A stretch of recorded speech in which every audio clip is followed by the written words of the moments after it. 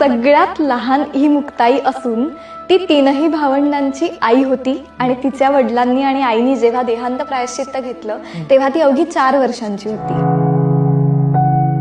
आणखीन एक प्रसंग मला आठवतो की सोपान काका जेव्हा समाधी घेतात तेव्हा मुक्ता रडत नाही. ती म्हणते की मार्ग तो मोकळा झाला आम्हाला, की आता मी समाधी घ्यायला मोकळी आहे. ज्ञानदादांनी घेतली, सोपान दादांनी पण घेतली, आता मी समाधी घ्यायला मोकळी.